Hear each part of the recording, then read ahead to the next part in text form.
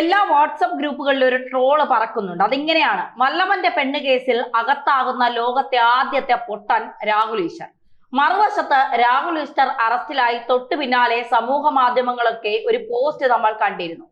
കേരളത്തിലെ ഏറ്റവും വലിയ വിഷപ്പാമ്പിനെ തൂക്കിയ കേരള പോലീസിന് അഭിവാദ്യങ്ങൾ എന്നാണ് അതിൽ കുറിച്ചിരിക്കുന്നത്. രസകരമായ ചില കാഴ്ചകളും ഉണ്ട്. പോലീസ് കസ്റ്റഡിയിലെടുത്ത് അറസ്റ്റ് ചെയ്ത ആദ്യ ദിനം തന്നെ രാഹുൽ ഈശ്വറിനെ കോടതിയിൽ ഹാജരാക്കുമ്പോൾ രാഹുൽ ഈശ്വർ കോടതിയോട് ചോദിക്കുന്നു, എന്നെ എന്തിനാണ് അറസ്റ്റ് ചെയ്തത്? നോട്ടീസ് പോലും നൽകാതെയാണ് പോലീസ് തന്നെ കസ്റ്റഡിയിൽ എടുത്തത്. ഞാൻ യുവതിയെ ഏത് പദപ്രയോഗത്തിലാണ് അധിക്ഷേപിച്ചത്? ഒടുവിൽ ജഡ്ജി ശിക്ഷ വിധിക്കുന്നത് വരെ ഈ ചോദ്യങ്ങൾ ആവർത്തിച്ചുകൊണ്ടേയിരുന്നു. രാഹുൽ ഈശ്വർ താൻ തെറ്റൊന്നും ചെയ്തിട്ടില്ല എന്ന ഉറച്ച നിലപാടിലാണ് കോടതിയിൽ രാഹുൽ ഈശ്വർ പ്രകടിപ്പിച്ചത്. തനിക്ക് തെറ്റുപറ്റിയെന്നോ തിരുത്താൻ തയ്യാറാണ് എന്നോ രാഹുൽ ഈശ്വർ ഒരു വട്ടം പോലും കോടതിയിൽ പറഞ്ഞില്ല. പകരം താൻ തെറ്റുകളൊന്നും ചെയ്തിട്ടില്ല, താൻ അതിജീവിതയെ അധിക്ഷേപിച്ചിട്ടില്ല, മെൻസ് കമ്മീഷൻ ഇവിടെ വേണം, ഒരുപാട് നിരപരാധികളായ പുരുഷന്മാർ ഇരകളാക്കപ്പെടുന്നു, അവർക്ക് വേണ്ടി വാദിക്കാൻ ആരെങ്കിലുമൊക്കെ ഇവിടെ വേണമല്ലോ. ഇതായിരുന്നു രാഹുൽ ഈശ്വറിന്റെ ആവർത്തിച്ചിട്ടുള്ള വാദം. കോടതി വിധി പ്രസ്താവം നടത്തിയതിന് തൊട്ടു പിന്നാലെ രാഹുൽ ഈശ്വർ ഒരു മാരക പ്രഖ്യാപനവും നടത്തി. ഞാൻ ജയിലിനുള്ളിൽ നിരാഹാരം ഇരിക്കും. പറഞ്ഞ വാക്ക് രാഹുൽ ഈശ്വർ പാലിച്ചു.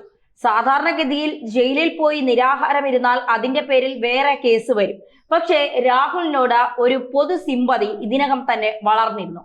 താൻ എന്ത് തെറ്റ് ചെയ്തു എന്ന് ആവർത്തിച്ച് ചോദിക്കുന്ന രാഹുൽ ഈശ്വർ ഇവിടെയാണ് വല്ലവന്റെയും പെണ്ണ് കേസിൽ പോയി ഒടുവിൽ ജയിലിൽ കിടക്കേണ്ടി വരുന്ന രാഹുൽ ഈശ്വറിന്റെ വിധി നമ്മൾ അന്വേഷിക്കേണ്ടത്.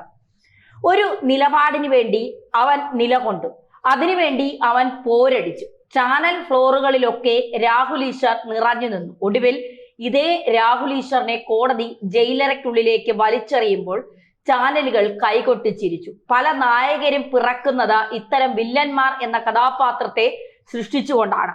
ചാനൽ അവതാരകർക്കും ഒരു വശത്ത് നിൽക്കുന്ന പാനലിസ്റ്റുകൾക്കും മറുവശത്തുള്ള വില്ലൻ കഥാപാത്രമാക്കി അങ്ങനെ രാഹുൽ ഈശ്വറിനെ മാറ്റി. രാഹുൽ ഈശ്വർ തന്റെ ജീവിതത്തിൽ അത്ര വില്ലൻ കഥാപാത്രമല്ല. പലപ്പോഴും രാഹുൽ എടുക്കുന്ന നിലപാടുകളെ നമുക്ക് ചോദ്യം ചെയ്യേണ്ടി വരും. എങ്കിലും രാഹുലിന്റെ ഏറ്റെടുക്കുന്ന വിഷയങ്ങളിലുള്ള ആത്മാർത്ഥത അത് അംഗീകരിച്ചേ മതിയാവൂ. രാഹുൽ മാങ്കൂട്ട വിഷയത്തിൽ തന്റേതായ നിലപാടിൽ ഉറച്ച് രാഹുൽ ഈശ്വർ പൊരുതി. അത് ഒന്നൊന്നര പോരാട്ടമായിരുന്നു. രാഹുൽ ഈശ്വർ പൊരുതി നിന്നപ്പോൾ മറുവശത്ത് ചാനൽ അവതാരകരടക്കം നിലം പത്തി തന്റെ നിലപാടിന് മുന്നിൽ പലതും പൊട്ടിച്ചിതറി. ഒരു വേള പോലീസ് സംഘം പോലും രാഹുൽ ഈശ്വറിന്റെ നിലപാടിനെ ഭയപ്പെട്ടു.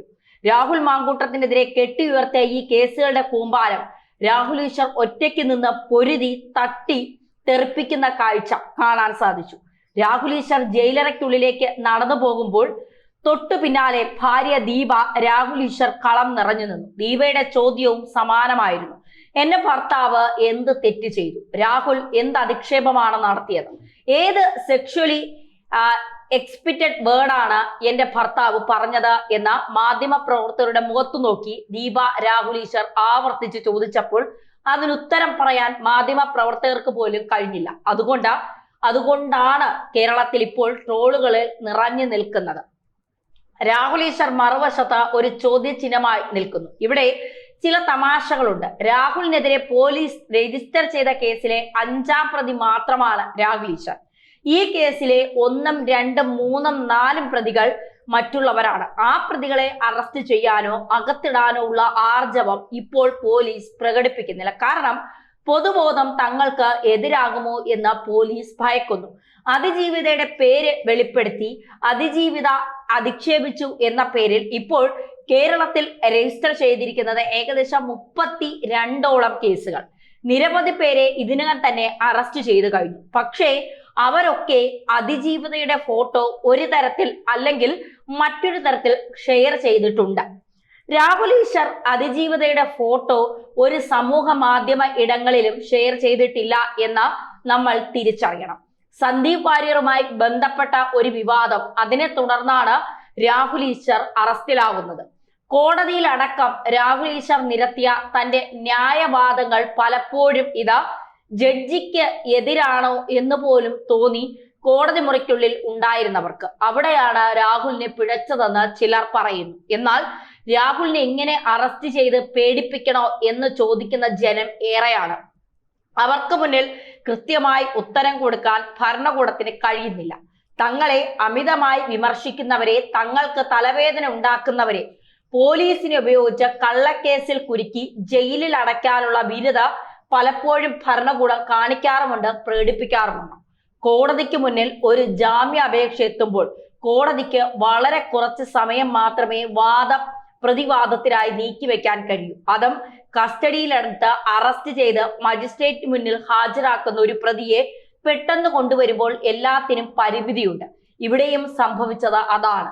രാഹുലിന്റെ കുറേയേറെ വീഡിയോ കോടതിക്ക് മുന്നിൽ അവതരിപ്പിക്കുന്നു. എന്നാൽ കൃത്യമായി അവയെ നിഷേധിക്കാൻ രാഹുലിന്റെ അഭിഭാഷകൻ അവിടെ കഴിയാതെ വരുന്നു. അവിടെയാണ് കോടതി പെട്ടെന്ന് തന്നെ ശിക്ഷ വിധിക്കുന്നത്. പ്രോസിക്യൂഷനും പോലീസും ഉയർത്തിയ ആരോപണങ്ങളും റിപ്പോർട്ടുകളുമാണ് കോടതി ഇവിടെ പ്രാഥമികമായി പരിശോധിച്ചത്. ആ വിധി രാഹുലിനെതിരാണ്. പ്രത്യേകിച്ച് അതിജീവിതയ്ക്കെതിരായ പരാമർശം എന്ന പേരിൽ രാഹുലിനെ നേരെ ജയിലിലേക്ക് അടച്ചു. ഒരു കാരണവശാലും രാഹുലിന് ജാമ്യം നിഷേധിക്കില്ല എന്നായിരുന്നു പൊതുബോധം കരുതിയത്. അവിടെയാണ് രാഹുൽ ജയിലറയ്ക്കുള്ളിലേക്ക് നടന്നു പോയത്. ഇതോടെ വലിയ ആഘാതം അണപൊട്ടി. സമൂഹ മാധ്യമങ്ങളിൽ അതുവരെ അതിജീവിതയ്ക്ക് എന്ന പേരിൽ വാദിച്ചിരുന്നവർ രാഹുലിന്റെ അറസ്റ്റിൽ കൈകൊട്ടി. പക്ഷേ ജയിലറയ്ക്കുള്ളിലേക്ക് നടന്നു പോകുമ്പോഴും ആ ചെറുപ്പക്കാരൻ തന്റെ നിലപാടിൽ ഉറച്ചു നിന്നു. താൻ പുറത്തിറങ്ങിയാൽ രാഹുൽ മാങ്കൂട്ടത്തിന് വേണ്ടി വീഡിയോ ചെയ്യുമെന്ന് അയാൾ ഉറക്കെ പറഞ്ഞുകൊണ്ടിരുന്നു. ഇവിടെ പീഡിപ്പിക്കപ്പെടുന്ന പുരുഷന്മാർക്ക് വേണ്ടി തന്റെ പോരാട്ടം തുടരുമെന്ന് അയാൾ വീണ്ടും വീണ്ടും പറയുന്നു. അവിടെയാണ് രാഹുൽ ഈശ്വർ എന്നയാൾ വ്യത്യസ്തരാവുന്നത്. രാഹുൽ തന്റെ ഭാര്യയെ ചേർത്ത് പിടിക്കുന്നു. ഭാര്യ ദീപ രാഹുൽ ഈശ്വർ ഭർത്താവിനെ ചേർത്ത് പിടിക്കുന്നു. റിമാൻഡിലുള്ള രാഹുൽ ഈശ്വറിനെ കോടതിയിൽ ഹാജരാക്കി പോലീസ് സംഘം കസ്റ്റഡിയിൽ വേണമെന്ന് ആവശ്യപ്പെട്ടു. 3 ദിവസത്തെ കസ്റ്റഡി കാലാവധിയാണ് പോലീസ് ആവശ്യപ്പെട്ടത്. ഇന്ന് വൈകുന്നേരം വരെ ജഡ്ജി രാഹുൽ ഈശ്വറിനെ പോലീസ് കസ്റ്റഡിയിൽ വിട്ടു. രാഹുലുമായി പോലീസ് സംഘം ഇപ്പോൾ അയാളുടെ ഓഫീസിലും വീട്ടിലുമൊക്കെ തെളിവെടുപ്പ് നടത്തി ആഘോഷിക്കുകയാണ്. പോലീസ് കസ്റ്റഡിയിൽ എടുക്കുമ്പോൾ രാഹുൽ ഈശ്വർ ഒരു വീഡിയോ പകർത്തിയിരുന്നു. താൻ ലാപ്ടോപ്പ് അടക്കം ഒളിപ്പിക്കുന്നു എന്നൊക്കെയാണ് ലൈവ് വീഡിയോയിൽ രാഹുൽ ഈശ്വർ വിളിച്ചു കൂകിയത്. ഇതൊക്കെ രാഹുലിന് ജാമ്യം നിഷേധിക്കാനുള്ള കാരണങ്ങളായി. അതിജീവിതയെ അധിക്ഷേപിച്ചു എന്ന കേസിൽ രാഹുലിനെ കസ്റ്റഡിയിൽ എടുക്കുകയും തുടർന്ന് AR ക്യാമ്പിൽ എത്തിച്ച് ചോദ്യം ചെയ്യുകയുമായിരുന്നു പോലീസ്. ആദ്യം ചോദ്യം ചെയ്യലുകൾക്ക് ശേഷം രാഹുലിനെ അറസ്റ്റ് ചെയ്യാൻ തീരുമാനമെടുക്കുന്നു. തൊട്ടടുത്ത ദിവസം രാഹുലിന്റെ വീട്ടിലെത്തി ലാപ്ടോപ്പ് എടുത്തുകൊണ്ട് പോകുന്ന പോലീസ് ആ ലാപ്ടോപ്പിൽ അതിജീവിതയുടെ ഫോട്ടോയുണ്ട് എന്നത് വീണ്ടും വീണ്ടും രാഹുലിന് കുരുക്കായി മാറുന്നു. സൈബർ പോലീസാണ് രാഹുലിനെ അറസ്റ്റ് ചെയ്തത് ചോദ്യം ചെയ്യൽ നടന്നത് AR ക്യാമ്പിൽ. തുടർന്ന് പോലീസ് സംഘം ഉൾപ്പെടെ രാഹുൽ ഈശ്വറിന്റെ കേസിൽ ഇടപെട്ടു. ലൈംഗിക പീഡന കേസിൽ പരാതിക്കാരായ സ്ത്രീകളുടെയോ സാക്ഷികളുടെയോ വിവരങ്ങൾ വെളിപ്പെടുത്തുന്ന വിധം നവമാധ്യമങ്ങളിൽ പോസ്റ്റ് ഇട്ടാൽ ജാമ്യമില്ലാ വകുപ്പ് പ്രകാരം കേസ് എടുക്കുമെന്ന് ADGP S. ശ്രീജിത്ത് പറയുന്നു.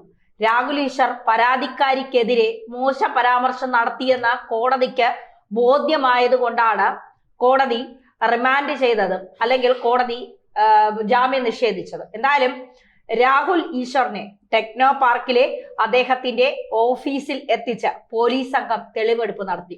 രാഹുൽ ഈശ്വർ ഇപ്പോൾ ചോദിക്കുന്നത്, വല്ലവന്റെ ഗർഭത്തിന് ഞാൻ എന്തിനാണ് അകത്ത് കിടക്കുന്നത്? പുരുഷന്മാർക്ക് വേണ്ടി വാദിച്ചതിനാണോ ഞാൻ ഇങ്ങനെ അകത്ത് കിടക്കുന്നത്? ഇപ്പോ രണ്ട് ഭാഗത്ത് ഇപ്പോ പ്രതിക്കും വാദിക്കും വക്കീലുണ്ടാകും. അതുപോലെ തന്നെയാണ് സമൂഹത്തിൽ ഒരു കാര്യം ഉണ്ടാകുമ്പോൾ ഇരയ്ക്ക് വേണ്ടി വേട്ടക്കാരന് വേണ്ടി വാദിക്കാൻ ആളുണ്ടാകും. അത് സ്വാഭാവികമാണ്. ഇതിന്റെ പേരിൽ ഭരിക്കുന്ന സർക്കാരും പോലീസും ഇത്തരത്തിലുള്ള നിലപാടുകൾ സ്വീകരിക്കുന്നത് ശരിയാണോ എന്ന് സ്വയം ജനങ്ങൾ തന്നെ തിരിച്ചറിയും.